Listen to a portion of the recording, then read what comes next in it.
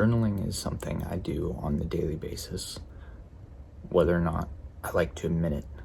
I don't really look at it as journaling, but I realized it really is. So every single day, pretty much have notebooks of just writings and writings and writings and writings, and they're just like bunches and bunches of pages, and of course mini notebooks. I realized that this is kind of something I take for granted because I love it so much. And I realized there's a perception I've had before on journaling that makes what I do not feel like the word journaling. And I've just had a silly perception of it. And so my idea of journaling is it's a place where you capture ideas, you analyze them, and then you expand upon them. And it's something that's always fluid and in motion. Before, I never thought of journaling as something that was fluid, something that was in motion. And that's kind of the funny piece of why I love it so much and why I think there might be a misconception between what I used to think journaling was and what other people might think journaling is. And it's merely a place where you have an idea about something. Usually you have a new strategy, you have something you are passionate about, something you want to do, and you need to break down the idea. You need to analyze the idea. First step is just thinking, top of brain, what is something interesting right now in my life that I need to break down, something I need to analyze, something I love, something I want to get better at. All these different questions, but something that usually is a fire in your heart, or something that's like an emotion you feel right now and you need to break it down. Usually I just start with that sort of idea. You find something like that's an emotion, sparked emotion right now that you don't understand, and then you just start writing about it. Usually with those emotions, you just have the feeling, you just know what it means, you know what to write, and you don't need to ask someone else, what am I writing this about? What is this idea about?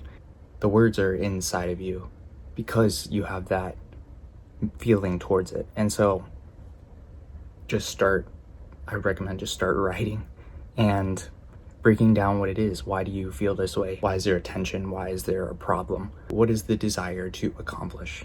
That's truly what journaling is right now, I'm feeling this emotion.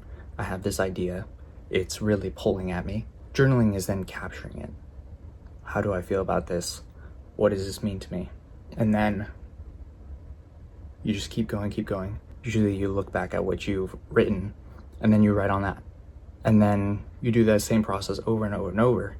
And that's why I love having phone notes, computer notes, paper notes, and then I can just look at several different ideas and just either squish them all together or just have them all open at the same time to then give me new ideas, give me new perspectives. And even if I'm thinking about things and I write it down on paper and then I write it on a computer and then I'm looking and comparing them, it then becomes analysis of each other in comparison that actually makes it more productive of like, what do I mean in that?